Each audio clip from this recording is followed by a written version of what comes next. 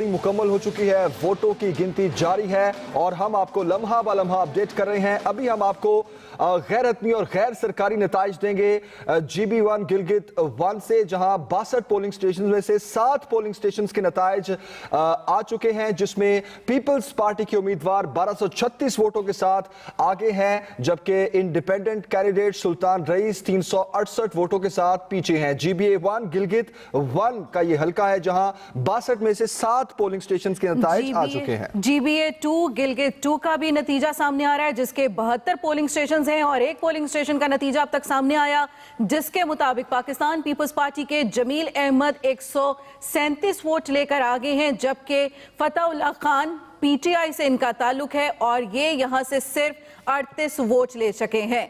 GB2 Gilgit 2 का ये polling station 72 हैं, लेकिन एक पोलिंग स्टेशन का नतीजा सामने आया।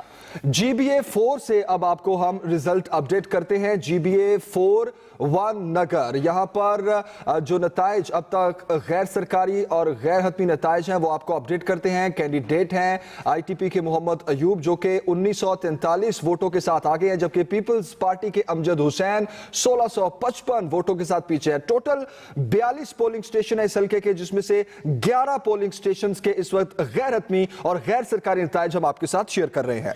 42 पोलिंग स्टेशंस में से 11 के नताइज सामने आए, लेकिन अभी आपको बता रहे हैं GBA5 नगर 2, यहां पे पोलिंग स्टेशंस हैं 26।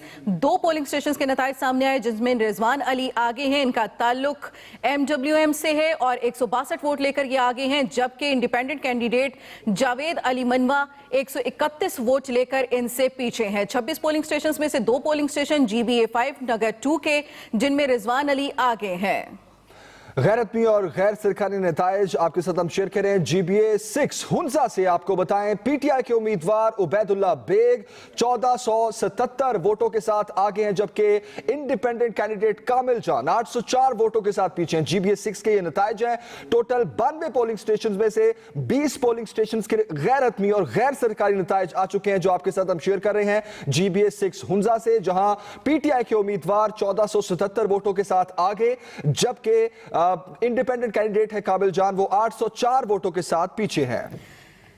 एक और हल्का GBA9 स्कर्दू 3, यहां पर पोलिंग स्टेशंस की तादाद है 55, लेकिन अब तक 22 पोलिंग स्टेशंस के नताइज सामने आए। इंडिपेंडेंट कैंडिडेट वजीर मोहम्मद सलीम यहां पर 3380 वोट लेकर आगे हैं, जबकि PTI के कैंडिडेट फिदा मोहम्मद निशाद यहां पर सिर्फ 1213 वोट ले सके हैं और 1213 वोट लेकर पीछे हैं। गैर हतमी और गैर सरकारी नताइज आपके साथ शेयर कर रहे हैं। GBA12 शुगर के आपके साथ अभी तक के रिजल्ट शेयर करते हैं। PTI के उम्मीदवार राजा मोहम्मद आजम खान 2428 वोटों के साथ आगे हैं, जबकि पीपल्स पार्टी के इमरान नदीम 1811 वोटों के साथ पीछे हैं। 70 में से 12 पोलिंग स्टेशंस के ये नताइज हैं, जो आपके साथ हम शेयर कर रहे हैं। GBA13 स्टोर 1 के भी नताइज आने का सिलसिला शुरू हो चुका है। गैर हतमी गैर सरकारी नताइज के मुताबिक यहां पर 49 पोलिंग स्टेशन हैं। 9 पोलिंग स्टेशन जिनके नताइज सामने आए। खालिद खुर्शीद खान PTI के कैंडिडेट हैं और 532 वोट लेकर आगे हैं, जबकि पाकिस्तान पीपल्स पार्टी के अब्दुल हमीद खान यहां पर सिर्फ 500 वोट हासिल कर सके हैं और 500 वोट हासिल करने के बाद वो PTI के कैंडिडेट से पीछे हैं। गैर हतमी और गैर सरकारी नताइज आने का सिलसिला जारी है। GBA14 स्टोर 2 से आपको अपडेट करें। 47 में से 15 पोलिंग स्टेशन के नताइज जो अब तक आए हैं, उसमें PTI के उम्मीदवार शमसुल हक 2012 वोटों के साथ आगे हैं, जबकि पीपल्स पार्टी के मुजफ्फर अली 1170 वोटों के साथ पीछे हैं। आपको अपडेट कर रहे हैं गैर हतमी और गैर सरकारी नताइज के मुताबिक। आपके साथ ये जो नताइज हैं वो आपके साथ हम शेयर कर रहे हैं।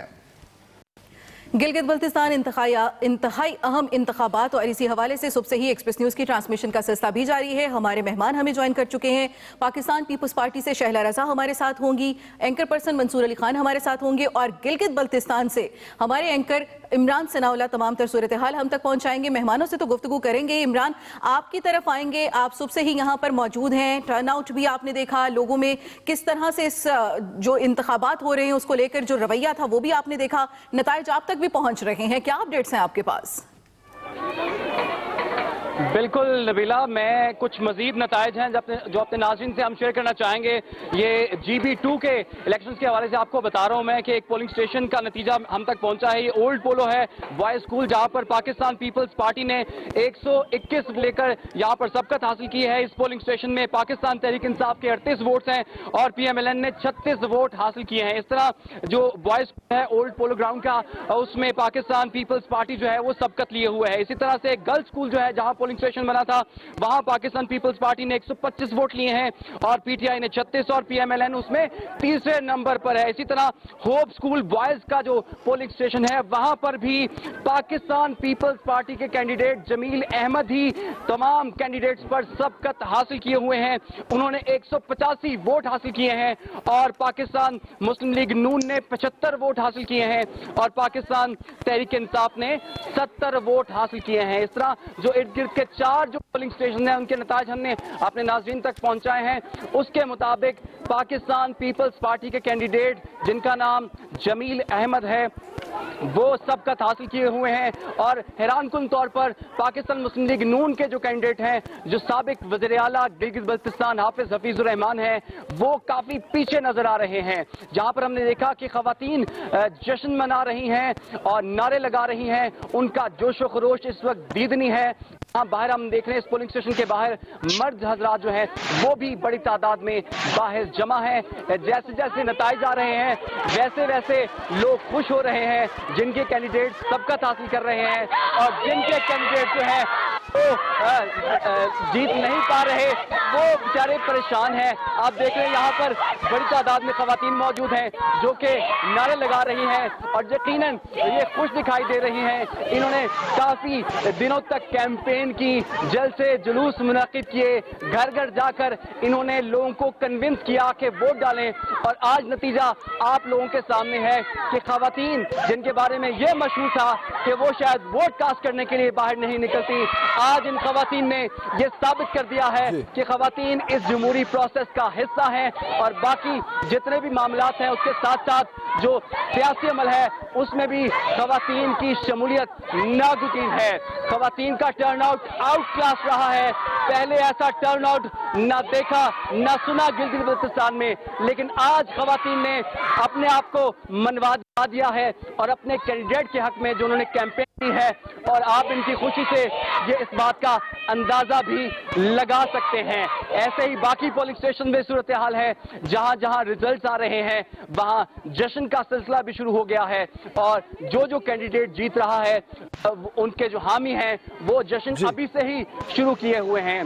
कुछ जगह ऐसी हैं जहां पर इस वक्त काउंटिंग का सिलसिला जारी है, लेकिन बड़ी बेसब्री से जो ये वोटर्स हैं, सपोर्टर्स हैं, बड़ी बेसब्री से इंतजार कर रहे हैं कि कब जो नतीजा है वो सामने आए और जश्न का सिलसिला जो है वो यूं ही शुरू रहे।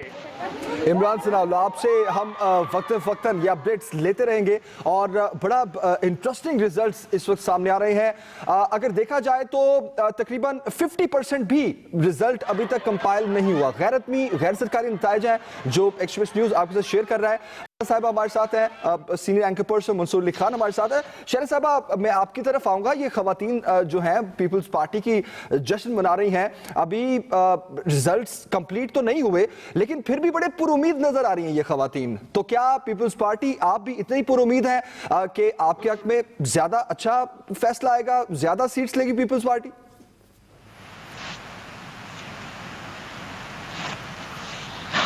अच्छा, मैंने पिछला इलेक्शन भी वहां पर देखा है।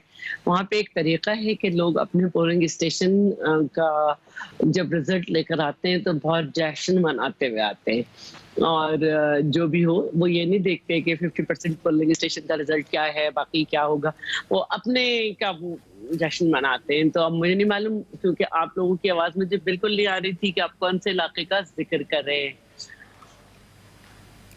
हम जनरल जिक्र कर रहे थे शैला रजा साहब, क्योंकि मुख्तलिफ पोलिंग स्टेशन हैं जिनमें से ये नताइज आने का सिलसिला जारी है। अगर आपने अभी बताया कि आपने पिछला इलेक्शन भी देखा था, इस दफा के इलेक्शन में और पिछले इलेक्शन में आपको कितना डिफरेंस नजर आ रहा है? हमने ये भी देखा कि बिलावल भुट्टो साहब जो हैं वो पहले दिन से वहां पर कैंपेन के लिए पहुंचे हैं और आखिरी दिन तक वो वहां पर मौजूद रहे हैं, अपने कैंडिडेट का भी हौसला बढ़ाते रहे हैं, लोगों में वो एक नई, जिसको कहा जाए तो एक सियासत मुतारिफ कराने की कोशिश भी करते रहे। अच्छा, ये बात ठीक है कि लास्ट ईयर हमारे पास कोई ऐसा नहीं था, सारी सेकंड लीडरशिप गई थी जिसने कैंपेन चलाई थी। इस दफा चेयरमैन खुद गए, लेकिन हमने देखा कि आखिरी दिन वो गिलगित में जलसा नहीं कर सके और उन्हें इसकी इजाजत नहीं मिली, फिर जिस पे वो वहां से आ गए। और इसके अलावा हमने यहाँ पे कोड ऑफ कंडक्ट जो है उसकी बहुत ज्यादा बदनज़मी देखी। मिसाल के तौर पर पब्लिक ऑफिस होल्डर्स जो थे, मिनिस्टर्स यहाँ पे मौजूद रहे और खुद इमरान खान बहैसियत वज़ीर आज़म आए और फिर एक ऐसा काम जो कि आईनी तौर पे हो सकता है उसका ऐलान करके चले गए। फिर जाके अपनी ट्वीट भी मिटानी पड़ी। फिर हमें चैनल्स ने बताया कि टीचर्स की तादाद से दुगने पोस्टल बैलेट्स आ गए हैं। फिर हमने ये भी देखा कि इस करदू में जो है मेहदी की सीट पे तहरीक इस्लामी के कैंडिडेट बैठ गए और उनको मुशीर जो है बना दिया गया वजीर कश्मीर का अमूर गिलगित बल्तिस्तान पे। और फिर ये भी हुआ कि टीचर्स जो हैं जो कि काफ़ी अरसे से एडहॉक्स पे थी उनको हटाकर फौरन नए इंटरव्यूज कर लिए गए। तो ये सिलसिले बहुत ज़्यादा इस तरह के देखने में आए प्री इलेक्शन। अब आज के दिन तो मैं कराची में बैठी हूँ और जब तक वहाँ पे नहीं होंगी मुझे नहीं मालूम हुआ कि आज के दिन वहाँ के लोगों ने क्या फेस किया। तो फिर हमने लास्ट इलेक्शन में ये भी देखा था कि इंजीनियर मोहम्मद इस्माइल गांचे से जो है उनके पोस्टल बैलेट्स जो थे वो चैलेंज हो गए थे और फिर वो 30 से 35 वोट 4.5 साल में गिने जा चुके और फिर वो आधे 6 महीने पहले ही जीते थे। तो वहाँ पे इस तरह के बड़े मसाइल हैं। और जो दूसरी बात है वहाँ के इलेक्शन की, वो वहाँ पे इलेक्टेबल्स हैं। और तीसरी बात जो बहुत अहम है, जो आप तारीख उठा के देख लें, चाहे गिलगित बल्तिस्तान की या कश्मीर की, कि यहाँ पे वही पार्टी जीतती है जिसके विफाक में हुकूमत हो। और यहाँ के इलेक्टेबल्स ये डिसाइड करते हैं कि वो विफाक को ज्वाइन करेंगे। और अभी जैसे 10 इलेक्टेबल्स नून लीग के थे, उन्होंने विफाक को ज्वाइन किया। इसी तरह GBLA 9 में वजीर हसन थे पाकिस्तान पीपल्स पार्टी के, उन्होंने दरमियान में ही कह दिया था कि वो नून PTI को जाएंगे। तो फिर वो PTI में चले गए, लेकिन उन्हें टिकट नहीं मिल सका। तो उनके भाई जो हैं वो क्योंकि इलेक्टेबल हैं तो वो वजीर सलीम आज़ाद उम्मीदवार के हिसाब से लड़ रहे हैं। तो हम अभी देख रहे हैं कि अब तक का जितना रिजल्ट आया है तो उन्हें वहाँ पे सबकत हासिल है। तो यहाँ पे इलेक्टेबल और वफाक ये बड़ी अहम चीज है। आप चाहे जितनी भी कैंपेन कर लें, लेकिन ये दो फैक्टर यहाँ पे बहुत ज्यादा हैं, यहाँ पे भी और जी कश्मीर में भी। और फिर मसला की वोट भी हैं और बरादरी वोट भी हैं। तो ये इलेक्टेबल और वफाक यहाँ पे अहम किरदार अदा होता है। सही। शहला साहब, साथ ही ये मंसूर आपकी तरफ आऊंगा मैं। अब अभी तक के जो नताइज आ रहे हैं सामने, PTI आगे है, दूसरे नंबर पर पीपल्स पार्टी है, हमें कहीं कहीं इंडिपेंडेंट भी आगे जाते नजर आ रहे हैं। तो आपके ख्याल में एक्सपेक्टेड क्या रिजल्ट्स देख रहे हैं आप? कोई अपसेट तो नहीं होने वाला? नहीं, मेरे ख्याल में ये डिपेंड करता है आप अपसेट को डिफाइन किस तरह करते हैं। अगर आप ये अपसेट कहें कि जनाब नून लीग जो है इस सारे मामले में कोई सरपरस्ती ले जाएगी या सॉरी आगे निकल जाएगी, तो मेरे ख्याल में वो अपसेट कहलाएगा। लेकिन अगर पाकिस्तान तहरीक इंसाफ जो है वो अच्छे नंबर्स लेने में कामयाब हो जाती है तो that would not be called an upset. लेकिन पाकिस्तान पीपल्स पार्टी की उम्मीद से ज्यादा बेहतर परफॉर्मेंस जो है ये कम से कम एक हैरानकुन बात होगी। और बिलावल भुट्टो जरदारी ने एक बड़ी चार्ज कैंपेन की पिछले तकरीबन 3 हफ्ते से 3.5 हफ्ते के दौरान हर जगह, और बड़ी बड़ी विगरस किस्म की उनकी बड़ी विगरस किस्म की उनकी कैंपेनिंग थी। लेकिन इस सारी चीज के अंदर मेरे ख्याल में एक चीज जो शैला साहिबा जो भूल गई, शायद मैं उसका जिक्र कर देता हूं। उन्होंने इलेक्टेबल्स की बात की, उन्होंने विफाक की बात की, उन्होंने साथ साथ इसका जो जात पात के वोट होते हैं, बरादरी का वोट होता है, उसकी उन्होंने बात की। एक बड़ी इंपॉर्टेंट बात है और वो है PDM का बयानिया। क्या PDM के बयानिए के ऊपर जो है वो यहाँ पे वोट डलेंगे या उसके खिलाफ वोट डलेंगे? ये फैक्टर बड़ा काउंटिंग करता है, क्योंकि पाकिस्तान पीपल्स पार्टी हो या नून लीग हो, उन्होंने पिछले तकरीबन महीने 1.5 महीने से जिस किस्म का बयानिया लिया हुआ था, क्या उसके बाद अगर उनको वोट नहीं डलता तो क्या गिलगित बल्तिस्तान में ये तस्वुर किया जाएगा कि उन लोगों ने इनके बयानी को रिजेक्ट कर दिया है या नहीं? तो ये फैक्टर बहुत इंपॉर्टेंट है काउंट करने के लिए। एक और दूसरी बड़ी इंपॉर्टेंट बात ये है कि नून लीग के जो तकरीबन 10 इलेक्टेबल्स हैं, बड़े स्ट्रॉन्ग कैंडिडेट्स हैं, वो ऑलरेडी पाकिस्तान तहरीक इंसाफ में जा चुके हैं। और जिस तरह शैला साहबा कह रही थी कि यहाँ पे इलेक्टेबल्स की सियासत बड़ी इंपॉर्टेंट होती है, तो वो अगर आपके पास इलेक्टेबल्स ही मौजूद नहीं है जिन्होंने दरअसल में वोट गैदर करना है, तो ये एक पार्टी के लिए बहुत बड़ा नुकसान होता है। अगर प्रिडिक्शन की बात की जाए, which is obviously very difficult to predict, लेकिन मुझे लगता है कि बड़ा नेक टू नेक किस्म का इनका कंपटीशन होगा बिटवीन पाकिस्तान पीपल्स पार्टी, नून लीग, JUIFA का एक ग्रुप, पाकिस्तान तहरीक इंसाफ, MWM और इंडिपेंडेंस मिलके। अगर ये दो ग्रुप्स जो हैं ये आपस में अगर टोटल फॉर्मेशन करेंगे तो बहुत कांटे का मुकाबला होगा, और अगर किसी को सबकत हासिल भी होगी तो बड़ी रेजर थिन मेजॉरिटी से उनको ये सबकत हासिल होगी। लेकिन ओवरऑल अगर हम देखें क्या इनके किसी की भी हुकूमत के आने में क्या उसके बाद इस इलाके के लोगों के मसाइल हल हो जाएंगे, क्या कोई नई उम्मीद, नया गिलगित बल्तिस्तान चले, मैं अगर ये लफ्ज इस्तेमाल कर लूं, कुछ ऐसा होगा। तो मोस्ट ऑफ द पीपल जो यहाँ पे गए हैं कैंपेनिंग के दौरान, चाहे अली अमीन गंडापुर हो, मुराद सईद हो, बिलावल भुट्टो हो या मरियम नवाज हो, ये सारी जमातों के जितने भी लीडर्स हैं, अगर आप इनसे जाके पूछें कि ये कितनी दफा इससे पहले गिलगित बल्तिस्तान आए हैं तो आप उंगलियों के ऊपर गिन सकेंगे, शायद बल्कि उसकी भी गिनने की जरूरत ना हो। इनमें से कई लोग पहली दफा आए हैं यहाँ पर। तो उसके बाद अगर ये किसी किस्म के वादे करते हैं कि जनाब हम बहुत कुछ कर लेंगे, तो फ्रैंकली स्पीकिंग इनकी किसी किस्म की कोई अटैचमेंट नहीं है गिलगित बल्तिस्तान के साथ। ये कैंपेनिंग करेंगे, बड़ी विगरस किस्म की कैंपेनिंग करेंगे, और उसके बाद जब इलेक्शन वगैरह खत्म हो जाएगा, रिजल्ट आ जाएगा, तो उसके बाद खत्म, दैट्स इट। उसके बाद उन्होंने दोबारा कहाँ आना है यहाँ। ठीक है शैला साहिबा, जिस तरह से मंसूर ने कहा कि कुछ इलेक्टेबल्स हैं जिन्होंने पाकिस्तान तहरीक इंसाफ का साथ दिया है रिसेंटली इस तरह से, और अगर इन्हीं ग्राउंड रियलिटीज को सामने रखा जाता है और नतीजा जो भी आता है, क्या पाकिस्तान पीपल्स पार्टी उन नताइज को कबूल करेगी? अच्छा, अब बड़ी बदकिस्मती हो रही है। जी शैला साहिबा, बड़ी बदकिस्मती हो रही है, साहब की भी आवाज नहीं आ रही, और आप भी जब बात कर रहे हैं तो बहुत हंगामा शोर आ रहा है। देखिए बात यह है कि जो इलेक्शन कैंपेन हुई है तो प्री पोल हमें बहुत सारे मसाइल आए हैं। अब क्योंकि मैं पहले भी कह चुकी हूँ कि मैं वहां पे नहीं हूँ, आज सारा दिन क्या हुआ क्या नहीं हुआ ये पार्टी रिपोर्ट करेगी, उसके हिसाब से बात होगी। मैं प्रोग्राम नहीं कर सकती, आपका बहुत प्लीज इसे सही करें, मैं नहीं कर सकती, मेरा सर फट जाएगा कान से, इतनी तकलीफ। ठीक है शैला साहिबा, हम आपसे दोबारा राब्ता करने की कोशिश करते हैं। मंसूर साहब आप ही की तरफ आएंगे। क्या फिर इन पार्टीज का जो रवैया है वो क्या हो सकता है? पेशगोई तो नहीं की जा सकती, लेकिन कुछ बात तो की जा सकती है कि जिस तरह से आपने इलेक्टेबल्स की बात की, PDM के बयानिए की बात की, अगर इन पे भी वोट नहीं मिल पाता इन तमाम पार्टीज को जो ये चाह रहे हैं, वो हतमी नताइज इनको नहीं मिल पाते हैं, तो फिर इन पार्टीज का रवैया क्या होगा? क्योंकि इलेक्शन से पहले ही हमने देखा कि धांधली का शोर भी मचना शुरू हो गया। देखिए ये तो पाकिस्तान की एक हिस्ट्री रही है कि हमेशा यहाँ पे इलेक्शन से पहले जो है वो धांधली का शोर मचता है, और इसकी बहुत बड़ी वजह ये भी होती है कि जो भी पार्टी हारे वो कम से कम कोई ना कोई एक्सक्यूज तो अपने वोटर के सामने पेश कर सके कि हम ये इलेक्शन हारे क्यों हैं। लेकिन क्या ये भी एक हकीकत है कि जो इरेगुलरिटीज की बात की गई है, जिस धांधली की बात की गई है, क्या उसका कोई सद्देबाब हुआ या नहीं हुआ? जिस तरह विफाकी हुकूमत के ऊपर यह भी इल्जाम लगा कि उन्होंने कई ऐसे प्रोजेक्ट्स का ऐलान कर दिया जो कि उनको ड्यूरिंग द इलेक्शन कैंपेन नहीं करना चाहिए था। एक अबूरी सूबे का ऐलान किया गया वजीर आजम इमरान खान साहब की जानिब से, क्या उन्हें करना चाहिए था या नहीं करना चाहिए था? आटे के थैले मुख्तलिफ शहरों के अंदर विफाकी हुकूमत की जानिब से बांटे गए जिसके ऊपर इमरान खान साहब की तस्वीर भी लगी हुई थी, क्या ये सब कुछ करना चाहिए था या नहीं करना चाहिए था? तो इरेगुलरिटीज तो बहुत सी हुई हैं, लेकिन उसका सद्देबाब कुछ नहीं हुआ, ऐसे ही चलता है। और मैं बल्कि एक इंप्रेशन ये भी देख रहा था कि पाकिस्तान तहरीक इंसाफ के चंद लोग ये कह रहे थे कि जनाब ये तो होता है, ये हर दफा होता है। हकीकत है, उसमें गलत बात नहीं है।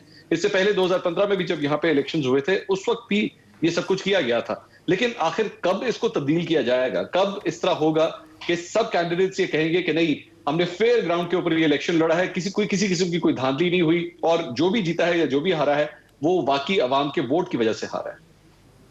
मंसूर भाई, आपके ख्याल में अगर PTI क्लीन स्वीप कर जाती है फिर ऑपोजिशन के लिए कितना टफ टाइम हो सकता है आने वाले दिनों में?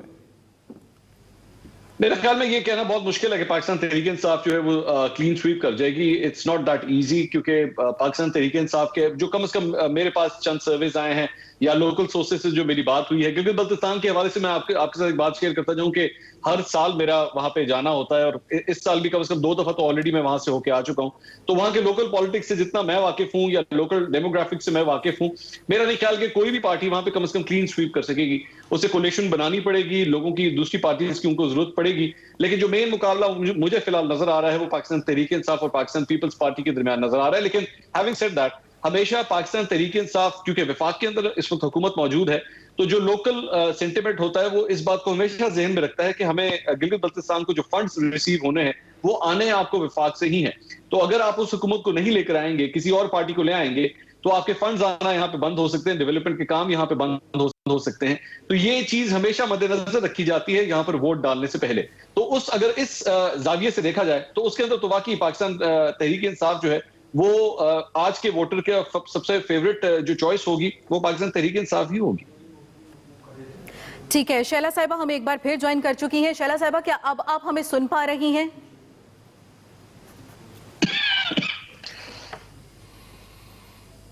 शैला साहिबा, क्या अब आवाज आ रही है और क्लियर है हमारी आवाज? जी बिल्कुल, और अब मैं थोड़ी सी बात भी कर सकती हूँ। चले, मुझे सबसे ज्यादा ये खुशी है कि मंसूर अली खान ने इससे इत्तेफाक किया कि इलेक्शन से पहले यहाँ पे प्री पोल रिगिंग हुई है।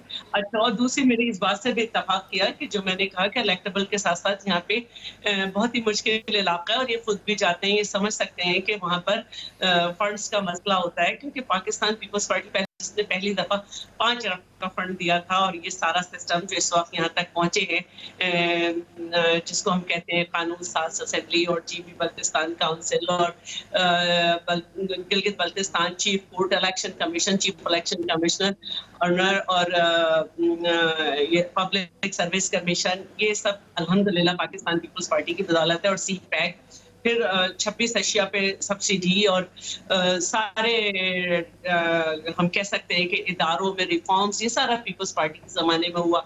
चीफ सेक्रेटरी का भी सफ़र और नॉर्दर्न लीगल काउंसिल तक का भी। तो हम समझते हैं कि वहाँ के क्या मसाइल हैं और हमें मालूम है कि किस तरह से फेडरल गवर्नमेंट वहाँ पे काम करती है और वहाँ के लोग फेडरल गवर्नमेंट को ही वोट देते हैं। अब जहाँ तक बात है, मैंने कहा कि मुझे आज का दिन, क्योंकि मैं परसों मैंने छोड़ दिया था, तो परसों तक बड़े मसले थे। चेयरमैन अपना लास्ट जलसा नहीं कर सके। गिलगित में 5 दिन पहले एक टीचर्स का धरना था, जो कि पुरानी टीचर्स थी, उनको एडहॉक पे थी, 24 साल तक की पुरानी एडहॉक पे थी और उनको निकाल कर चीफ सेक्रेटरी साहब ने इंट्रोड्यूस कर रहे थे। तो ये सारी बातें हैं, लेकिन अब ये किस हद तक होता है ये नहीं मालूम। लेकिन पहले भी यहाँ पे क्लोज फाइट हुई थी और अकबर ताबान साहब जो हैं मेहदी शाह के हल्के में वो 1 वोट से जीते थे राजा आजम और अकबर ताबान के दरमियान जो मुकाबला था तो राजा आजम। तो यहाँ पे चलता है। फिर मैंने पहले भी कहा कि पता नहीं मेरी बात गई या नहीं कि गांचे के जो 36 पोस्टल बैलेट थे वो इतने मसला हो गया था कि उनको गिनते में 4.5 साल लगे और बिल्कुल आखिर में जाके इंजीनियर इस्माइल कामयाब हुए। तो यहाँ के लोगों में शऊर है और वो ये समझ सकते हैं कि उनकी इमदाद रुक सकती है तो वो फेडरल गवर्नमेंट को ही दे। तो हमारे यहाँ भी पॉलिटिकल सिस्टम इतना मेच्योर नहीं हुआ है कि अगर कहीं से हार गए, हमने कश्मीर में भी यही देखा कि नून लीग की अगर हुकूमत थी तो बहुत सारे मंसूबे रोक दिए गए थे वफाक के जो थे, और इस वक्त भी जैसे वफाक के जो मंसूबे सिंध में चल रहे हैं वो रोक दिए गए हैं। और हम बार बार कहते हैं कि बजट के वक्त हमें 29 बिलियन कम मिले थे और फर्स्ट क्वार्टर में 65 बिलियन कम आए हैं। तो ये इस तरह के इलाके जो हैं उनके लिए फिर बड़ा मुश्किल हो जाता है कि वो वफाक से उनको सपोर्ट रुक जाए। खुद मेहदी शाह के भी जो आखिरी 2-2.5 साल थे वो इस्लामाबाद में गुजरे थे कि जो प्रोजेक्ट अनाउंस हो गए थे और जिन पे पैसे लग गए थे उनके पैसे नहीं आ रहे थे। तो ये बड़े मसाइल होते हैं। सही, ठीक है, गिलगित बल्तिस्तान के बात और इस हवाले से हमारी पैनल डिस्कशन का सिलसिला भी जारी है, ताहम नताइज भी आ रहे हैं। और अभी आपको बताएं, GBA 31 यहाँ के पोलिंग स्टेशंस की तादाद है 52 और अब तक 6 पोलिंग स्टेशंस के नतीजे सामने आ चुके हैं, जिनमें independent candidate Javed Iqbal 373 vote लेकर आगे हैं और पाकिस्तान मुस्लिम लीग नून के कैंडिडेट गुलाम मोहम्मद 236 वोट ले चुके हैं। GBA 21 गिदर 3 का पोलिंग स्टेशंस के नताइज आने का सिलसिला शुरू हो चुका है। 52 पोलिंग स्टेशंस हैं, अब तक 6 पोलिंग स्टेशंस के नताइज सामने आए हैं, जिनमें इंडिपेंडेंट कैंडिडेट जावेद इकबाल इस वक्त आगे हैं। अभी आपको नेक्स्ट रिजल्ट शेयर करते हैं GBA 23 से। गांचे 2 से ये रिजल्ट्स गैरतमी और गैर सरकारी, जिसमें PTI की आमना बीबी 348 वोटों के साथ आगे हैं, जबकि इंडिपेंडेंट कैंडिडेट अमानुल्लाह 232 वोटों के साथ पीछे हैं। 93 पोलिंग स्टेशन में से 12 पोलिंग स्टेशन की ये नताइज हैं जो आपके साथ हम शेयर कर रहे हैं। आगे बढ़ते हैं GBA 24 गांचे 3, यहां के रिजल्ट्स में 43 में से 7 पोलिंग स्टेशन ये रिजल्ट्स ये शो कर रहे हैं कि सैयद शमसुद्दीन PTI के 440 वोटों के साथ आगे हैं, जबकि पीपल्स पार्टी के मोहम्मद इस्माइल 376 वोटों के साथ पीछे हैं। पोलिंग स्टेशन गैर हतमी गैर सरकारी नताइज आने का सिलसिला जारी है। GBA 24 गांचे 3 का ये नतीजा आप तक हमने पहुंचाया और इसी तरह से दीगर जो स्टेशन हैं उनके नताइज का सिलसिला भी जैसे जैसे हम तक पहुंचेंगे नताइज वो हम आप तक पहुंचाते रहेंगे। पैनल डिस्कशन का सिलसिला भी जारी रहेगा, लेकिन इस ब्रेक के बाद हमारे साथ रहिए। वेलकम बैक नाज़रीन। गैरतमी गैर सरकारी नताइज आने का सिलसिला जारी है और अभी हमें ज्वाइन किया है हाफिज ताहिर अशरफी साहब ने। आपसे बहुत शुक्रिया आपके वक्त के लिए। कहिएगा अभी तक के जो ट्रेंड्स GB के रिजल्ट्स के जो आ रहे हैं, अभी तक PTI आगे है। PTI अगर जीती है, गवर्नमेंट बनाती है वहां पर और फिर उसके बाद अगर धांधली के इल्जाम लगते हैं तो फिर क्या रद्द-ए-अमल होगा गवर्नमेंट का? बिस्मिल्लाहिर्रहमानिर्रहीम नहमदुहु व नुसल्ली व नुसल्लिमु अला रसूलिल करीम। गुजारिश ये है कि ये तो अब आपके सामने है, अब तक के जो नताइज आ रहे हैं, जो चीजें सामने हैं, तो मेरा नहीं ख्याल कि अभी तक किसी भी पार्टी ने ये कहा हो कि कुछ धांधली हुई है या धांधली। अब अगर कुछ लोग, मेरा अपना ख्याल है कि गिलगित बल्तिस्तान जो है वहाँ पर लोगों की फौज के साथ और मुल्क के साथ जो मोहब्बत है वो लाजवाल है। हर दूसरे घर में गाजी है, शहीद है, वहाँ के बहुत बड़ी तादाद फौज के अंदर है। तो मुस्लिम लीग नवाज आप देखें कि अगर उसको वहाँ मार पड़ रही है तो उसकी वजह वो लंदन बयानिया, मुझे लगता है कि लंदन बयानिया की वजह से वहाँ के लोग, क्योंकि गिलगित बल्तिस्तान के जो हैं वो फौज से उनकी बड़ी मोहब्बत है और पीपल्स पार्टी शुरू से ही हम ये देख रहे हैं कि वो आगे है। उसके वहाँ पर बिलावल ने बड़ी अच्छी कैंपेन की है, बड़ी मेहनत की है वहाँ पर, और ये सब मुबस्सिरीन जो हैं या वहाँ के लोग जो हैं, जो देखने वाले हैं, वो कह रहे हैं कि पीपल्स पार्टी को वहाँ पर एक अच्छी जो है वो कामयाबी मिलेगी। तो मैं नहीं समझता अभी तक कोई ऐसी बात आई हो। और पीपल्स पार्टी के अगर आप नताइज देख रहे हैं तो उसमें पीपल्स पार्टी और तहरीक-ए-इंसाफ दोनों आगे पीछे हमें नजर आ रही हैं। मुस्लिम लीग नून तो दूर दूर तक कहीं नजर नहीं आ रही और आजाद उम्मीदवार हैं। तो इसलिए मैं नहीं समझता कि अभी तक तो कोई ऐसी बात है कि जिसको तो कहा जाए कि जी धांधली हो गई। और धांधली का जो है, हाँ, अगर रात को जब नजर आ जाए कि वहाँ पर जो है मुस्लिम लीग नून को कोई बुरी तरह से शिकस्त हो गई है और वहाँ पीपल्स पार्टी और PTI जो हैं वो अच्छी निशिस्तें ले गई हैं और उसके बाद कोई धांधली का शोर शुरू हो जाए तो उसका कुछ कह नहीं सकते। वैसे भी हमारे यहाँ रिवायत तो नहीं है कि हम जो है वो कबूल करें, रिजल्ट को कबूल करने की रिवायत हमारे यहाँ नहीं है। अभी हम इसमें तो हाफिज ताहिर साहब आपकी प्रेडिक्शन क्या है रिजल्ट्स को लेकर? देखिए, मैं ये समझता हूँ कि PTI और पीपल्स पार्टी जो है ये एक अच्छी पोजीशन में दोनों जमाते हैं और आजाद उम्मीदवार, अब लाजमी बात है कि आजाद उम्मीदवारों का रुझान जो होता है और ये गिलगित बल्तिस्तान का और आजाद कश्मीर के हवाले से तो ये हम सबको मालूम है कि वफाकी हुकूमत जिसकी हो उसी तरफ रुझान होता है। तो अल्टीमेटली बहरहाल हुकूमत बनाने की पोजीशन में PTI जो है और या पीपल्स पार्टी, इन दोनों में से कोई एक आएगा जो मौजूदा हालात नजर आ रहे हैं। और मुस्लिम लीग नून की तो कहीं दूर दूर तक हमें नजर नहीं आ रही कि वो, मेरा ख्याल है कि गिलगित बल्तिस्तान में वालों ने लंदन बयानिया जो था उसका नतीजा जो है वो आज दे दिया है। मैं तो ये देखता हूँ इसको। ठीक है अशरफी साहब, फिर जो आजाद उम्मीदवार हैं इनका किरदार कितना अहम होगा? देखिए, बात ये है, आजाद उम्मीदवार तो बहुत अहम हो जाएंगे अगर जो पोजीशन इस वक्त हमें नजर आ रही है इस हवाले से। और आजाद उम्मीदवार हमेशा ही अहम होते हैं, लेकिन ये अभी रिजल्ट पर है कि कौन सी पार्टी कितनी सीटें लेके जाती है। पाकिस्तान पीपल्स पार्टी को कितनी नशिस्तें मिलती हैं और PTI को कितनी नशिस्तें मिलती है, उसके बाद ही और नून लीग को कितनी नशिस्तें मिलती हैं और आजाद, तो उसके बाद ही आप कुछ कह सकते हैं कि लेकिन बहरहाल आजाद उम्मीदवार, मुझे लग रहा है कि आजाद उम्मीदवार बहरहाल अहम हो जाएंगे जो इस वक्त की सूरत हाल नजर आ रही है। थैंक यू वेरी मच, बहुत शुक्रिया आपका ताहिर अशरफी साहब। हमें रहमान नज़र साहब सीनियर एंकर पर्सन वो भी ज्वाइन कर चुके हैं। अब शैला साहब आपकी तरफ आएंगे। अगर हम कैंपेन में जब हमने देखा चल रही थी बड़ी चार्ज कैंपेन्स थी, खासतौर पर पीपल्स पार्टी हमें बड़ा जो है वो वन स्टेप अहेड नजर आई हर मामले में, खासतौर पर बिलावल साहब की जो तनकीद थी। लेकिन उसके बाद हमने देखा कि इलेक्शन से कुछ रोज पहले ही वफाकी वुज़रा बड़े मैदान में नजर आए पीटीआई के। मुराद सईद साहब बड़ी गर्मजोशी से वह खिताब करते थे और खास तौर पर बिलावल साहब की तकारीर को वो तनकीद का निशाना बनाते थे और वो ये कहते थे कि सिंध का हाल देख लें, अगर यही हाल आप जीबी में चाहते हैं तो फिर आप पीपी को वोट दे दें।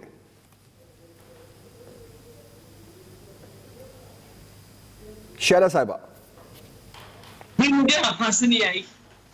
ओके, मैं ये पूछना चाह रहा हूँ शैला साहिबा, अभी तक के रिजल्ट्स पीटीआई आगे है, दूसरे नंबर पर हमें पीपल्स पार्टी नजर आ रही है।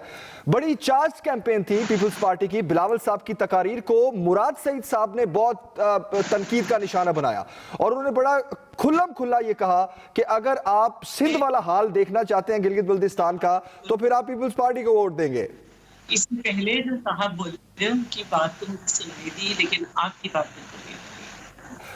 ओके, ऑल राइट शैला साहिबा, वापस आपकी तरफ हम आएंगे, इशू रिजॉल्व करवाते हैं। रहमान भाई, ट्रेंड्स क्या बता रहे हैं, क्या प्रेडिक्शन है आपकी रिजल्ट्स को लेकर? देखिए, अभी तो कुछ कहना मुश्किल है। रिजल्ट्स आएंगे, ये इलेक्शन के दिन बड़े ट्रिकी होते हैं और इलेक्शन वाला दिन पोलिंग का खास तौर पर, उसके बाद जब नतायज आना शुरू होते हैं तो फिर आपको जो है वो अंदाजा कुछ हो जाता है। लेकिन गिलगित बल्तिस्तान के इंतखाबात के हवाले से मैं आपको ये बता दूं कि ये सूरत हाल फौरी तौर पर क्लियर नहीं होती, क्योंकि गिलगित और जो तीनों बल्तिस्तान और फिर जो बाकी इलाके हैं, यहाँ पर कुछ जगहों पर पोलिंग स्टेशन जो है वो बहुत दूर दूर बनाए गए जाते हैं और जो है वो वहां से रिजल्ट्स आना, रिजल्ट्स का बाकायदा तस्दीक शुदा जो है वो रिटर्निंग ऑफिसर तक पहुंचना है, इसमें सारे अमल में जो है ना कुछ वक्त दरकार होता है। तो ये नताइज पूरी रात आते रहते हैं और उसके बाद सिचुएशन जो है वो क्लियर होगी। अब रवायत या गिलगित बल्तिस्तान के अंदर ये रही है कि जो वफाक के अंदर हुकूमत होती है आमतौर पर उसी का पलड़ा भारी होता है और उसकी एक बड़ी बुनियादी वजह है क्योंकि गिलगित के जो इलेक्टेबल्स हैं जिनको कहा जाता है, वो इस बुनियाद पर इलेक्शन लड़ते हैं कि उन्होंने लोगों के काम करवाने होते हैं, लोगों के साथ उनका बराह रास्त राब्ता होता है और उनका आगे राब्ता जो है वो वफाकी हुकूमत के साथ होता है। तो ये जो कनेक्शन है ये बड़ा अहम होता है, खास तौर पर जब हम गिलगित बल्तिस्तान और कश्मीर के इंतखाबात की बात करते हैं। तो इस मरतबा भी हमने देखा बहुत सारे जो इलेक्टेबल्स थे वो पाकिस्तान तहरीक इंसाफ के जो टिकट है उनके ऊपर जब वो लड़े, पाकिस्तान तहरीक इंसाफ को ये एडवांटेज भी हासिल है कि बहुत सारी ऐसी जमातें जो वोट ले सकती हैं या जिनका वोट बहुत डिसाइडिंग हो सकता है, अगर कहीं पर जो है वो मुकाबला जो है वो थोड़ा करीब पहुंच जाए तो वो उनका जो इल्हाक है, उनका जो ये इंतखाबी इत्तेहाद है वो पाकिस्तान तहरीक इंसाफ के साथ है। तो ये जो फैक्टर्स हैं, वफाकी हुकूमत का होना, फिर अच्छे इलेक्टेबल्स का जो है वो मिलना और फिर जो इत्तेहादी आपको इंतखाब के अंदर मिलते हैं जो आपको वो 5-10 हज़ार वोटों की जो सबकत है, अगर कहीं कम है तो उसको बराबर कर सकते हैं या आपके जो है वो अगर कहीं 50-50 है तो उसको बढ़ा सकते हैं। तो ये तमाम के तमाम फैक्टर्स जो हैं वो अभी तक तो ऐसा लगता है कि पाकिस्तान तहरीक इंसाफ की फेवर में है, लेकिन ये इंतखाब है, इंतखाब में ठीक है, सही। रहमान भाई साथ ही रहिए हमारे, अभी हम शेयर करेंगे GBA 2 से। गैर हतमी और गैर सरकारी नताइज आने का सिलसिला जारी है। GBA 2 के रिजल्ट्स आपके साथ शेयर करेंगे गिलगित 2 से, जहां पीटीआई के उम्मीदवार 5220 वोटों के साथ आगे हैं, जब पीपल्स पार्टी के जो कैंडिडेट हैं वो 3071 वोटों के साथ पीछे हैं। GBA 2 गिलगित 2 का ये ताज़ा तरीन अपडेट है। 72 में से 42 पोलिंग स्टेशन के ये नताइज है जो आपके साथ हम शेयर कर रहे हैं। 72 में से 42 पोलिंग स्टेशंस GBA 2 गिलगित 2 के, जिसमें पाकिस्तान तहरीक इंसाफ के फताउल्लाह खान आगे हैं। इसी तरह से गैर हतमी गैर सरकारी नताइज आने का सिलसिला जारी है। GBA 4 नगर 1, यहाँ पर भी पोलिंग स्टेशंस की तादाद 42 है, जबकि 11 पोलिंग स्टेशंस हैं जिनकी अभी तक जिनके नताइज सामने आए हैं। उनमें ITP के कैंडिडेट मोहम्मद अयूब 1943 वोट लेकर आगे हैं, जबकि पाकिस्तान पीपल्स पार्टी के कैंडिडेट यहाँ से पीछे हैं।